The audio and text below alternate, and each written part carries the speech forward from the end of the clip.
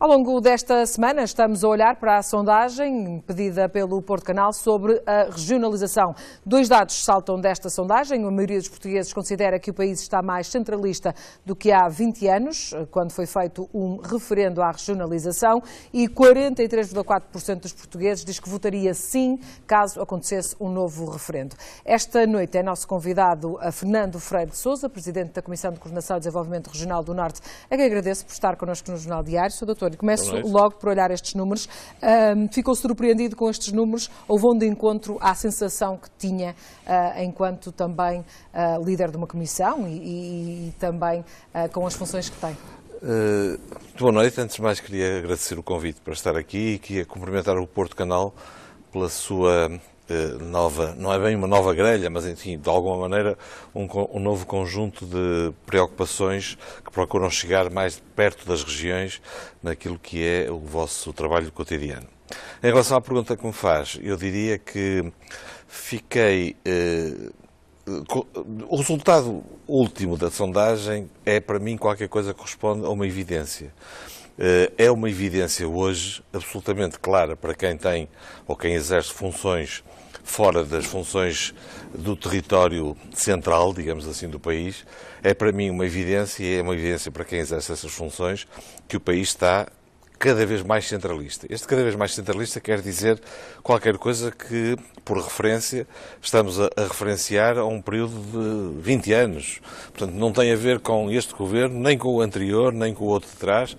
É um problema endémico na sociedade portuguesa e é qualquer coisa que exige um tratamento que nos permita atacar esse problema que é estrutural e é endémico, atacar por forma a que alguns dos bloqueios ao nosso desenvolvimento possam ser levantados por essa via. Ou seja, não chega o trabalho que as comissões têm tentado fazer, ou tentam fazer e fazem todos os dias, para que os problemas se resolvam a nível do centralismo? De modo nenhum. As comissões procuram, enfim, fazer o seu trabalho de cozimento da estrutura social, municipal, empresarial, científica, etc., mas evidentemente que, e fazem-no em vários âmbitos, quer no âmbito da reflexão, do pensamento, quer também no âmbito das suas funções de rotina, seja em ordenamento do território, seja em ambiente, seja em matérias até de apoio às próprias autarquias, e depois na gestão do programa comunitário, do programa operacional, que neste caso pertence ao Sistema 2020, o Norte 2020. Mas tem um problema de fundo, em última instância, que é o seu poder é limitado. As comissões de coordenação não são um governo regional. E como não são um governo regional, há um momento qualquer em que esbarram com qualquer coisa que impede que possam ir mais longe. Evidentemente que também um presidente da Comissão, uma estrutura de presidência da Comissão, não poderia ser um governo regional se não fosse eleito e, ao ser eleito, chancelado pelos seus cidadãos. Faz sentido, portanto, algumas propostas que têm vindo a ser discutidas, nomeadamente eleições diretas nas áreas metropolitanas e, eventualmente, a escolha dos líderes das comissões ser feita depois pelos próprios municípios?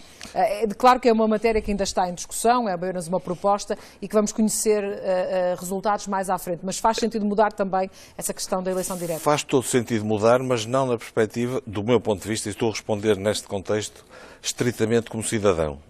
E, portanto, usando a minha qualidade de cidadão, eu diria que as eleições de um governo regional, um processo de regionalização, é uma carência estrutural e o maior bloqueio com que a sociedade portuguesa se defronta no atual momento e, portanto, essa eleição num governo regional faria todo sentido.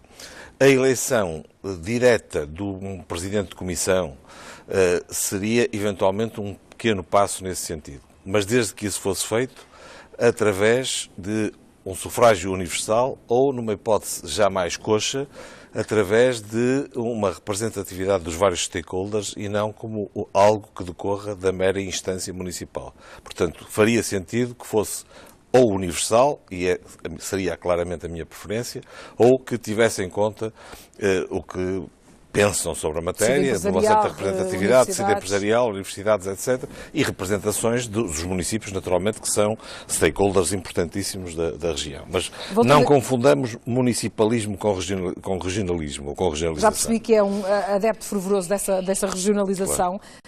E não teme que aconteça como já aconteceu no passado e que haja a tentação de pôr as coisas noutros termos, ou seja, porque há muita gente que não concorda com esta regionalização.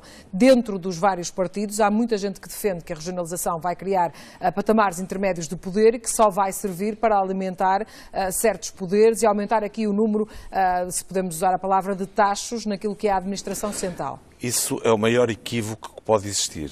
Evidentemente que podemos sempre dizer que se as coisas não forem geridas com os devidos checks and balances, digamos, pode haver erros que conduzam a desvios, como em tudo na vida.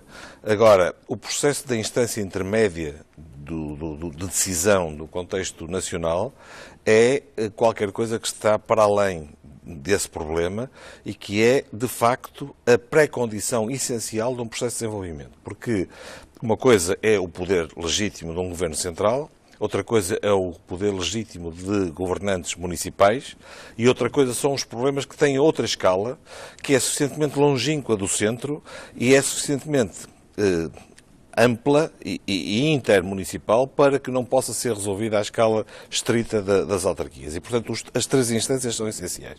Evidentemente que nesses checks and balances têm que haver muitas coisas, entre as quais, nomeadamente, alguma redistribuição do próprio número de deputados, do próprio número de representantes municipais em assembleias, etc., para que esse processo seja gerido. Mas eu gostaria muito de um dia ter oportunidade no nosso país que nós tivéssemos oportunidade de discutir de uma forma séria e não demagógica este problema, como outros, mas este em particular, porque para mim é o mais premente que existe, e para que algumas entidades e algumas pessoas que defendem ou que dizem esse tipo de coisas pudessem dar aqui a cara e demonstrar, em discussão e debate sério, sereno e fundamentado, demonstrar que isso não é, apesar de tudo, um mini risco comparado com o grande risco do processo de desenvolvimento em que nós estamos, que paradoxalmente faz com que uma região como o Norte, e termino já, seja uma região que é simultaneamente a região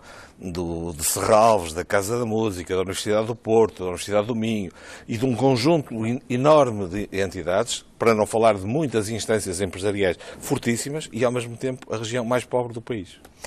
Para terminarmos também, como é que se poderia fazer essa divisão? Porque depois é outro problema aí na questão da divisão e das regiões.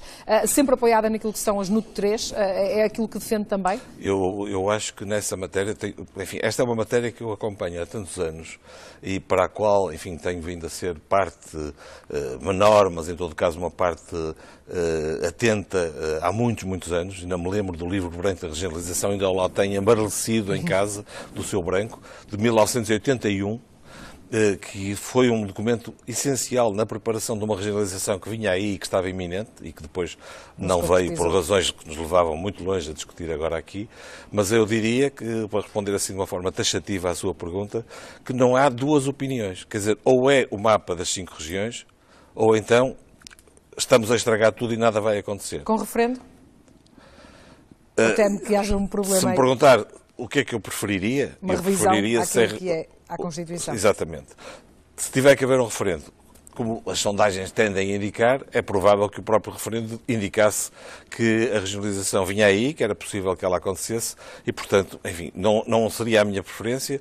Eu julgo que não há nenhuma razão para que uma coisa que está inscrita na Constituição desde 76 como um imperativo legal, digamos assim, estejamos em 2019, não tenha acontecido e que ainda estejamos a discutir se vamos referendá-la novamente, sendo que eu não sou particularmente adepto da ideia de referendos, porque normalmente conduzem a coisas como o Brexit, que depois são desgraças para os países em causa. Dr. Freire de Sousa, agradeço-lhe por ter estado connosco no Jornal Diário. Certamente vamos voltar a este tema e espero voltar a tê-lo aqui para podermos fazer esse debate que também acabou por sugerir que fará todo sentido. Obrigada por ter estado connosco no Jornal Diário. Muito obrigada. Boa noite.